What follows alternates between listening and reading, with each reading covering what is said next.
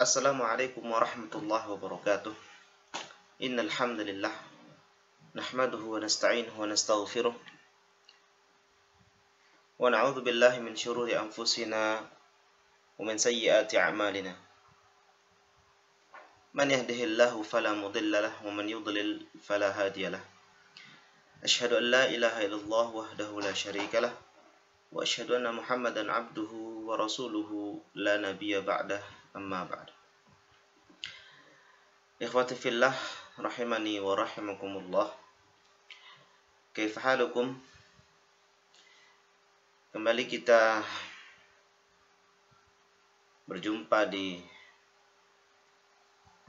pembelajaran sirah nabawiyah. Semoga kita dimudahkan untuk memahami dan mempelajarinya insyaallah. Dalam lanjutan pembelajaran kita di maddah surah nabawiyah ini, kita baru membahas di bab yang kedua atau di video sebelumnya tentang nasab Rasulullah sallallahu alaihi wasallam. Pada video kali ini kita mencoba akan membahas mengenai kelahiran Nabi sallallahu alaihi wasallam. Seperti yang antum lihat di layar kaca, kitab pada halaman ke-18 dari Sirah Nabawiyah, Maulidihi sallallahu alaihi wasallam, kelahiran Nabi sallallahu alaihi wasallam. Qala Syekh rahimahullah, ulida an-nabiy sallallahu alaihi wasallam fi yaumil itsnain. Kesepakatan para ulama, ijma' para ulama mengatakan bahwa Nabi dilahirkan pada hari Senin. Ini semua para ulama sepakat bahwa Nabi itu dilahirkan pada hari Senin. Namun yang menjadi permasalahan, yang menjadi perbedaan pendapat antara para ulama yaitu mengenai tanggal kelahiran beliau sallallahu alaihi wasallam. Lithnata asyrata lailata khalat min syahri Rabi'il Awwal. Ada yang mengatakan, tentunya yang sering kita dengar, yaitu Nabi dilahirkan pada tanggal 12 Rabiul Awwal. Wa qila litis'. Ada juga yang mengatakan tanggal 9. Wa qila lithaman. Ada juga yang mengatakan tanggal 8 Rabiul Awal, wa qila ghaira dzalik. Dan ada juga yang mengatakan yang selain dari tanggal yang disebutkan tadi.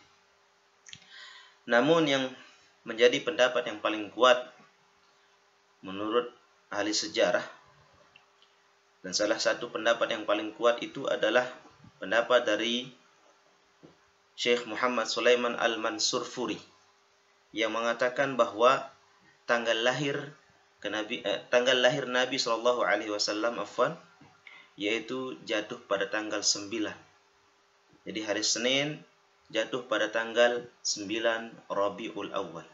Wallahu taala a'la wa a'lam. Min amil fil. Beliau dilahirkan pada tahun gajah. Karena orang-orang Arab terdahulu menyebut tahun itu sesuai dengan momennya. Lalu kenapa dinamakan dengan tahun gajah, tahun kelahiran Nabi sallallahu alaihi wasallam? Wa qissatu ashabil fil ma'rufatun dzakarha al-Qur'anul Karim. Karena kisah para pemilik atau penunggang gajah saat itu sangat-sangat terkenal. Bahkan Al-Quran menyebutnya di dalam, bahkan Allah Subhanahu wa taala menyebutkannya dalam Al-Quranul Karim. Lalu kenapa? Kita kembali kenapa sekarang tahun kelahiran Nabi disebut dengan tahun gajah. Wa dzalika anna Abrahata malikul Yamani arada an yahdumal Ka'bah. Karena saat itu Abrahah, dia ini adalah Raja Yaman. Dia ingin datang ke kota Makkah tentunya untuk menghancurkan Ka'bah. Fasaqa ilaiha jaishan 'aziman wa ma'ahum fil. Maka dia memimpin pasukan yang begitu besar, banyak jumlahnya, dengan mengendarai onta. Faradallahu kaidahum wa hafizal Ka'bah. Akan tetapi Allah Subhanahu wa taala mencegah mereka, menolak mereka, menghadang mereka. Apa yang menjadi rancangan rencana mereka untuk menghancurkan Ka'bah itu tidak terrealisasi. Bahkan Allah Subhanahu wa taala yang menghancurkan mereka. Wa hafizal Ka'bah. Allah menjaga sendiri Ka'bahnya. Wa Rasulullah sallallahu alaihi wasallam la yazalu janinan fi batni ummihi. Dan beliau saat itu masih di dalam kandungan ibunya. Itu merupakan detik-detik Rasulullah akan dilahirkan sebenarnya. Jadi kembali, kenapa Rasulullah ini tahun kelahirannya disebut dengan tahun gajah? Karena seperti yang tadi kami bacakan dan kami jelaskan, disebut dengan tahun gajah karena memang saat itu Abrahah membawa pasukan bergajah. Jadi rata-rata pasukannya saat itu menggunakan gajah, menyerang Ka'bah, yang memang di dalam sejarah Abrahah ini sangat-sangat iri terhadap Ka'bah ini. Kenapa selalu ramai tiap tahun? Abrahah, tentu seperti yang tadi antum sudah dengar, beliau ini adalah penguasa di Yaman. Dia di Yaman itu membangun gereja besar di sebuah kota yang disebut dengan kota Syan'a. Dengan maksud apa? Agar orang-orang bisa berkunjung ke gereja tersebut untuk menyaingi Ka'bah yang setiap tahun selalu ramai. Ingin menggeser kedudukan Ka'bah. Namun apa? Bangunan yang megah dan indah itu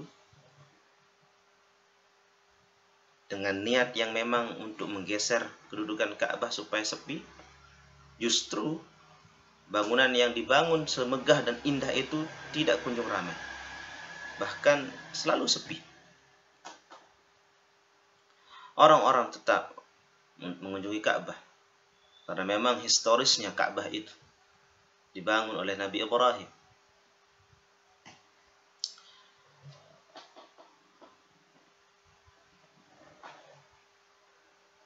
Tapi Allah Subhanahu wa taala tentu mengetahui hal tersebut.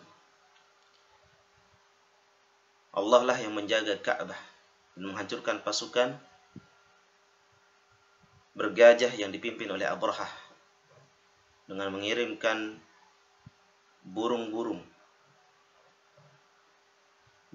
ababil yang membawa bebatuan dari api neraka untuk melempari pasukan-pasukan bergajah yang dibawa oleh Abrahah. Bahkan dalam sejarah juga disebutkan Abdul Muttalib, kakek Rasulullah sallallahu alaihi wasallam, pernah dijarah onta-ontanya oleh Abrahah ketika datang ke kota Makkah. Lalu Abdul Muttalib meminta kembali onta-ontanya kepada Abrahah. Tentu memintanya dengan secara halus. Lalu apa kata Abrahah? Mendengar Abdul Muttalib meminta kembali onta-ontanya, dia mengatakan, "Kamu datang kepadaku hanya untuk meminta unta-unta ini kembali.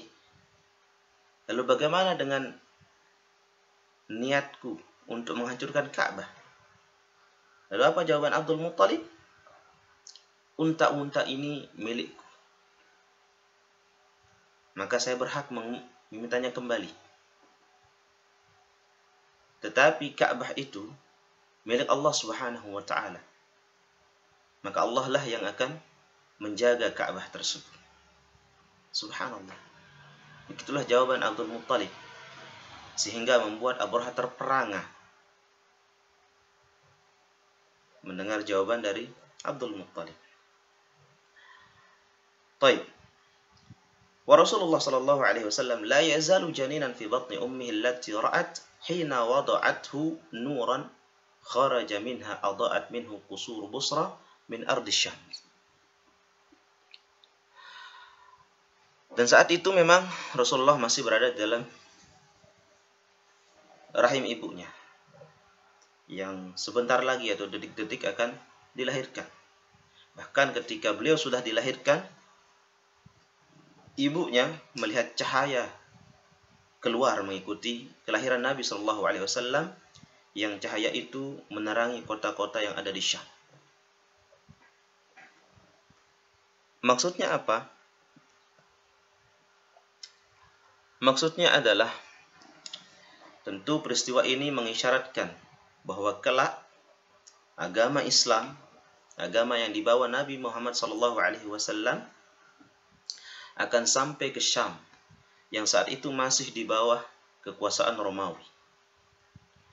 Dan ketika kemudian kita bisa melihat sejarah, Syam menjadi negeri Muslim. Baitul Maqdis dibebaskan pada masa Khalifah Umar bin Khattab radhiyallahu anhu. Bahkan Damaskus bisa menjadi ibu kota Khilafah Bani Umayyah. Dan hingga saat ini Suriah, Lebanon, Palestina menjadi negeri-negeri Islam. Itulah cahaya yang keluar bersama Rasulullah yang dilihat oleh ibundanya, yang mengisyaratkan kota-kota yang ada di Syam, semua kota-kota yang berdampingan juga dengan Syam,